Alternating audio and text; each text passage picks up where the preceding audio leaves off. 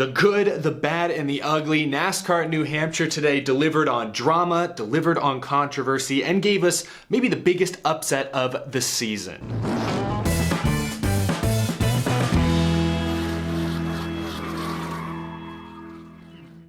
How's it going, y'all? My name is Eric and welcome to Out of the Groove Loudon, New Hampshire Motor Speedway Race Review Edition. I hope you all have had a fantastic weekend. There is so much to discuss from this race. We're gonna talk about everything, warts and all. But before we get to all of that, a reminder, if you're not already, be sure you're subscribed to the channel so that you don't miss any future videos. If you've kept up the last couple weeks, you'll know that the NASCAR news cycle is unreal. Major announcements, silly season news, rumors running rampant. There are things to talk about every single day, and that's what we do here at Out of the Groove. So be sure you're subscribed so you don't miss any future videos. The summer is absolutely heating up. Now, that being said, things certainly got heated both on and off the racetrack today. I'm gonna start by talking about the way NASCAR handled the rain early on in this race. We'll talk about Eric Almirola, the playoff upset, and the finish of this thing here in just a few moments. But I want to begin this episode by addressing the way NASCAR handled the early mists and then the early rain showers that put us under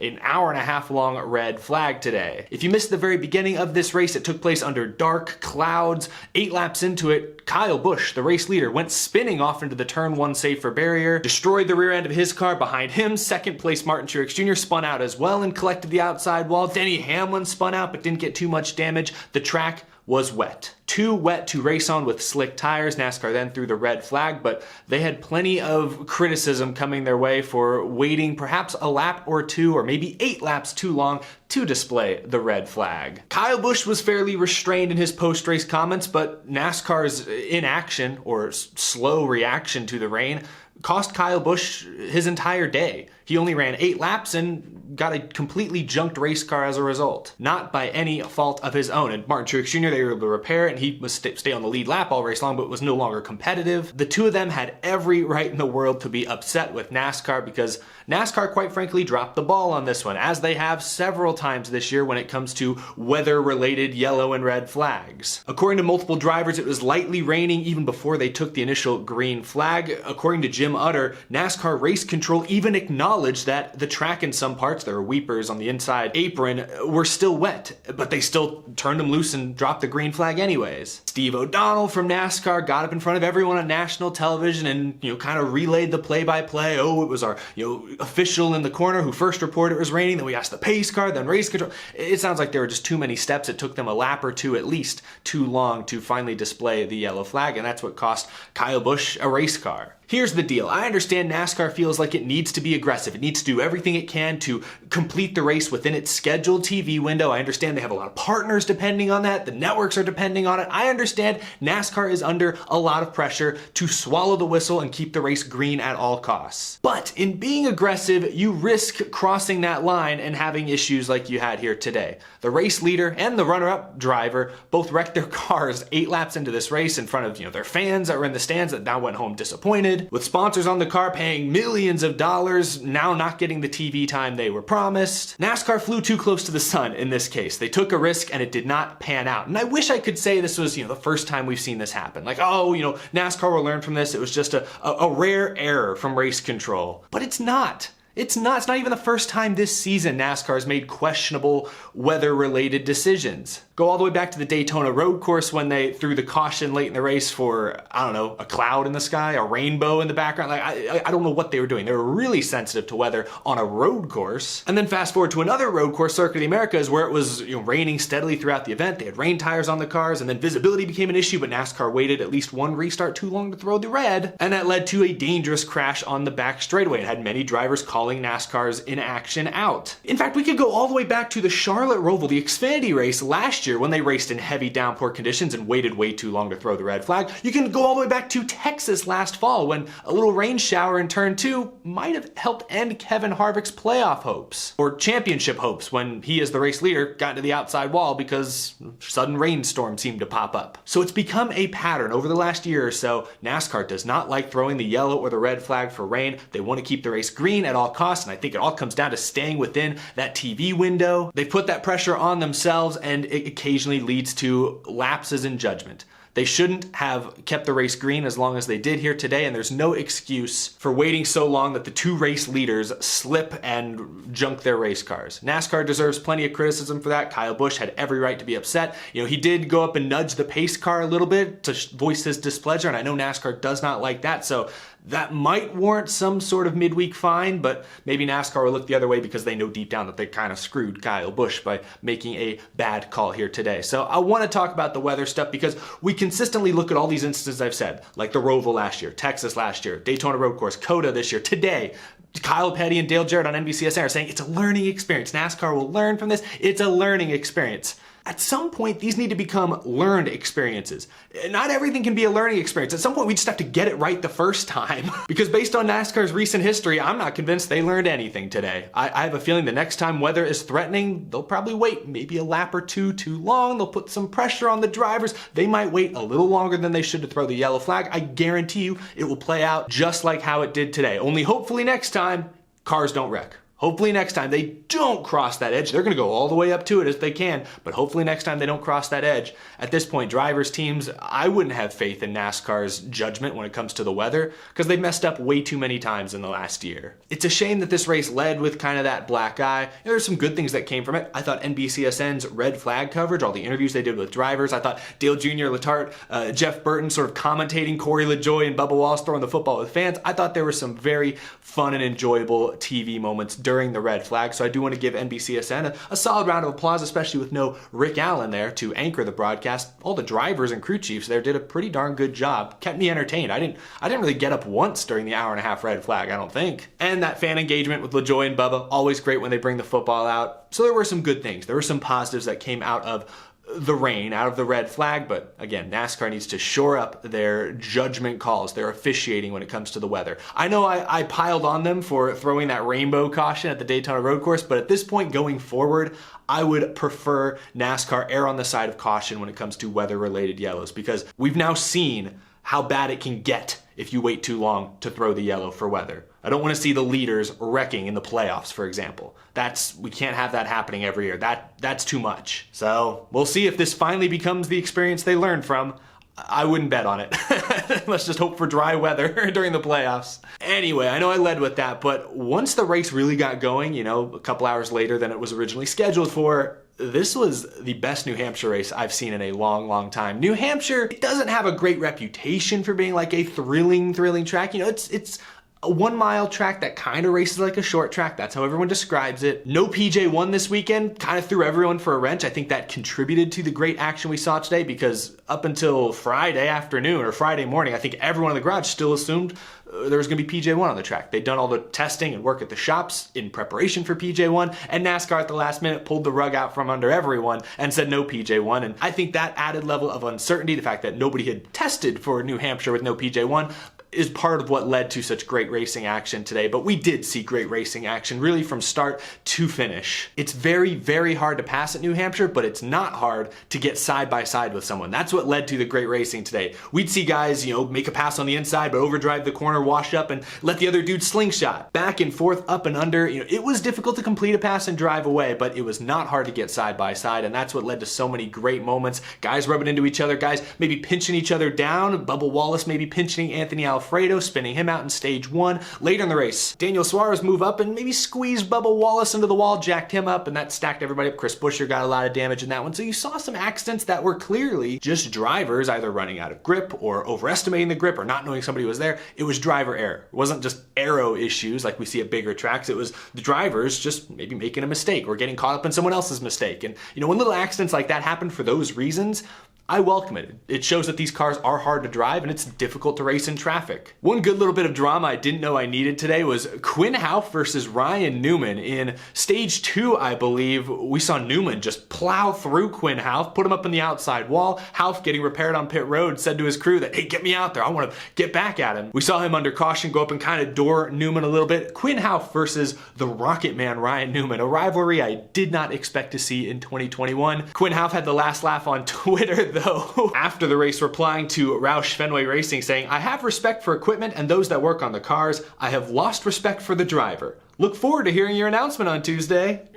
For those who don't know, we'll talk about it in a couple of days, but on Tuesday, Roush Fenway is expected to announce that Brad Keselowski's joining the team and that Ryan Newman is not going to be with the team anymore. A lot of speculation that Newman's going to be forced into retirement at the end of this season. So Quinn Alf getting a little dig in at Ryan Newman. Again, did not expect to see this rivalry on my bingo card this year. We also saw some great parity today. I mean, it was all Fords for the most part, but it was a couple different organizations. And let's be frank, the Fords most of this year have lagged behind the Chevys and Toyotas. Ryan Blaney won stage 1, had tremendous speed throughout the race. Brad Keselowski, who it was confirmed this last week will not be returning to Penske next season, he won stage 2, and then stage 3, it was Keselowski versus Eric Almirola. Then Keselowski fell back and it was Christopher Bell charging hard, but it was Eric Almirola at the end of, how many laps did they get complete? Like 292 or 3? They didn't quite go the distance. We'll talk about that in a moment, but it was Eric Almirola, when it was all said and done, getting his first win of the season. Stuart Haas Racing's first win of the season. Can you believe that? And it's Eric Almirola's first Cup Series win at a non-super speedway. So a lot of firsts. Let's talk about that dramatic finish, because I'll say this. Outside of the controversy regarding the rain and the leaders getting wrecked because of a wet track, outside of that debacle, this was the race of the year. This race had everything going for it. So early in stage 3, Brad Keselowski, remember, won stage 2, so he was up front. He had his teammate Ryan Blaney, who was really strong in this race, all over him. Teammates, well, sort of teammates. Again, Keselowski's not going to be their teammate after this year. Teammates going at it. Keselowski was laying into Blaney, hitting him in the rear bumper, hitting him again, hit him 2 or 3 times, getting the 12 car all sideways. They swapped the lead a couple of times. Again, those up and unders, those back and forths. Crazy, crazy good racing, but maybe they used their stuff up, because lo and behold, late in stage 3, here comes Eric Almirola, the guy who sits 27th in points, who's had a terrible season. My goodness, they have had bad luck every single week. They've had slow cars almost every single week. Eric Almirola, out of nowhere,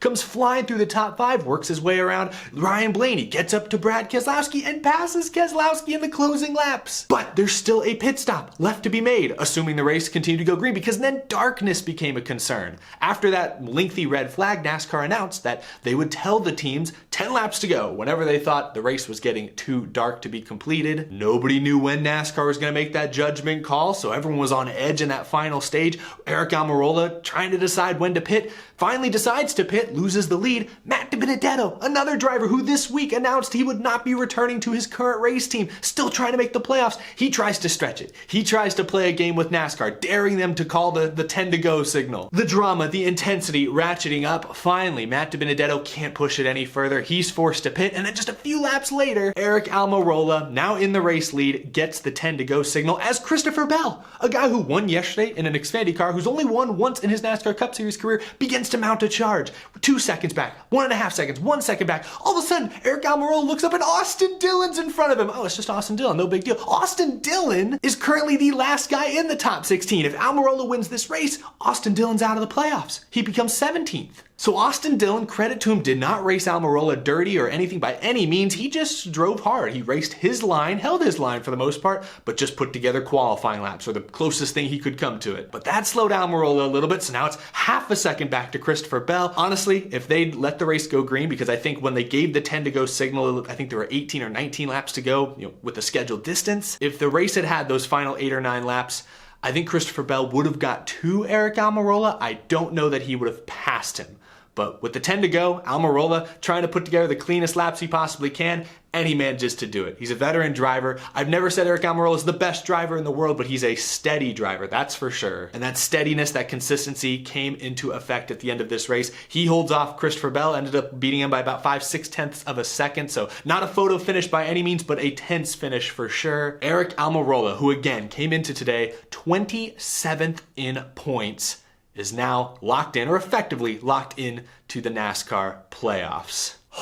I don't even know what to say. I'm honestly still speechless, and I've had a little bit of time now to kind of digest the finish.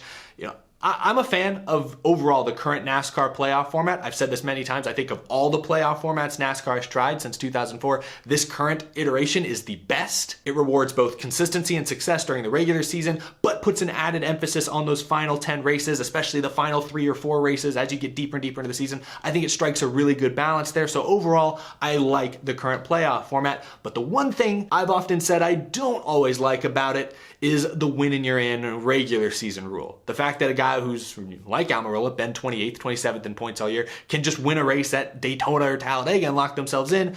That hasn't always sat well with me. But today that rule was put on full display, and I have to say, I have to be honest, I'm surprised by how little I'm bothered by the rule today.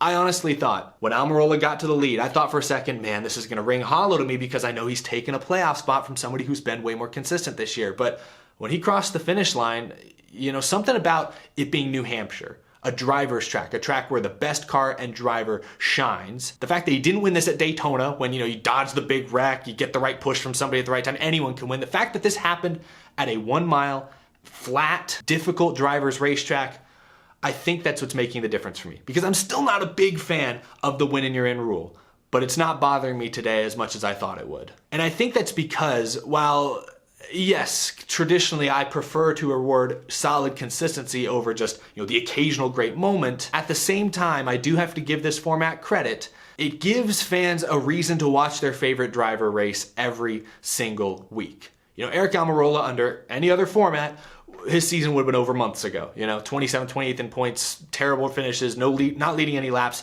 His season would have been over a long time ago. His fans honestly wouldn't have that much of a reason to watch on Sundays unless they just wanted to see if he could crack the top 10, But this format, with the emphasis it puts on winning races, those fans still had a reason to tune in every week. And I think everyone looked at Daytona here in a few weeks as, Almirola and a lot of other guys' best shot to steal a win. The fact that he got done in New Hampshire, I think that changes everyone's reaction a little bit. I think that makes everyone a little more okay with the win and you're in format because he got it done in a high pressure situation at a difficult driver's racetrack. So that's what I mean. I just don't really know how to feel about it because deep down, I still like rewarding consistency. But at the same time, this current format made the end of this race mean that much more, made the emotions run that much higher, the tension that much greater. So I got to give it some credit, I think that would make for an interesting debate in the comments. Do you guys fall on one hard side or the other? Or are you kind of like me, not really sure how to feel about it? It's tough for sure, but leave a comment down below how you feel about the win and you're in format after Almirola's victory today. That isn't to take anything away from Aric Almirola. Almirola has struggled this season, that is for sure, but today they put it together. Like I said, they gave him a fast race car that could turn, and he made the most of it. No mistakes. He was aggressive. He was angry on the radio several times. He knew he had a car that could win, I think. And when guys are getting in his way, when that win was put at risk, he became hot. Aric Almirola doesn't usually get angry. He seems like one of the most chill, friendly, laid-back guys in the garage. He sounded on edge multiple times tonight during the race. So he absolutely earned that victory today, and he's in the playoffs. I don't think he's going to make much noise in the playoffs. And to be fair, the person he ends up taking a playoff spot from effectively probably wasn't going to make much noise in the playoffs either. I'm looking at like Austin Dillon, So in the grand scheme of things, I don't know how much this really changes, but at the end of the day, it's SHR's first win of the season. Can't believe it took him till July, quite honestly. What a day. What a day. I haven't even looked at the top finishers here today. We talked about some of the big moments, the big highlights.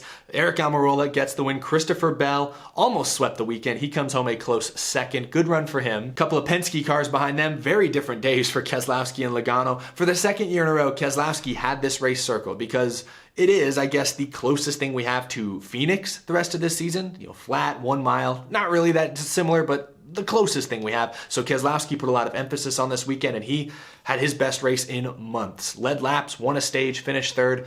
Reason to be optimistic if you're the 2 team. Then Joey Logano had a completely different kind of day. After that red flag, they had a piece of debris stuck in like the throttle area of the car. They made unapproved adjustments during the red flag. Don't know what the crew member was thinking to get that piece of rubber out of there, but that forced them to go 2 laps down. They spent pretty much 80% of the race just fighting to get back on the lead lap. They clearly had speed, and once they got on the lead lap, Logano put forth an epic drive through the field to get to 4th place. So a lot of credit to Joey Logano. I think he would have had a shot at the win if he'd been up there a little earlier. Oh, and Ryan Blaney held on to 5th. I missed him for a second there. So all 3 Penske cars in the top 5. Blaney was fast as well. Showed kind of more edge than I've seen from Ryan Blaney. The way he battled his teammate Keselowski, let him run into him and didn't waver, didn't give him the position or anything. He was aggressive, but respectful. Aggressive but respectful racing between current teammates at least. So good top 5 for Ryan Blaney. Kevin Harvick, shocking that he's not the guy giving SHR their first win of the season, but still a really good day from Harvick at one of his best tracks. 6th place might be a little disappointing. And then we finally get to our first Hendrick car. Kyle Larson ends up 7th.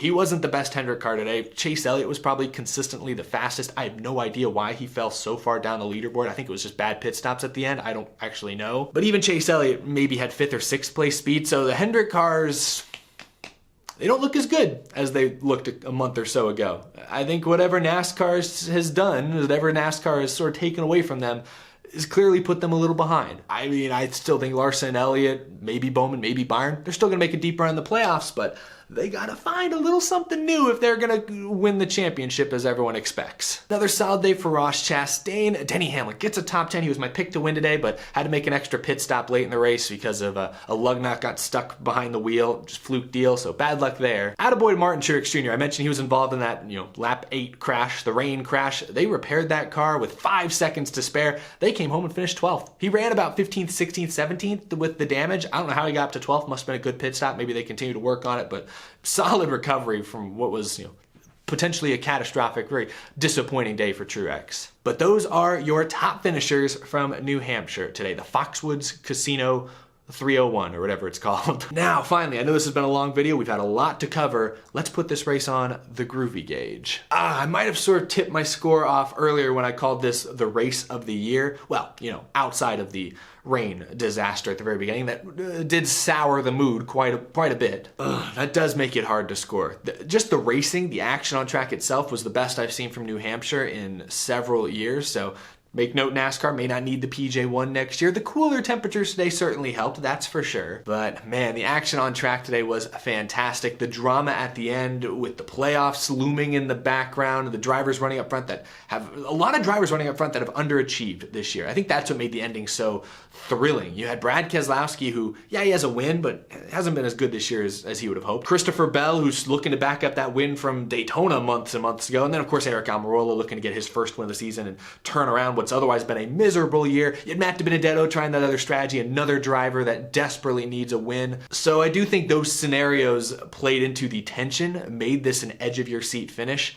But I gotta factor that in. At the end of the day, the Groovy Gauge is about grading the show. Was it good racing? Was it fun to watch? Were the storylines intriguing? This race checked all of those boxes. I just wish NASCAR had called the yellow a little sooner. Now, if they had and Kyle Busch hadn't wrecked, or if the rain delay hadn't occurred, this race may not have had the same drama down the stretch. So it's like the butterfly effect. We can't time travel. Gotta assess what we see here in front of us.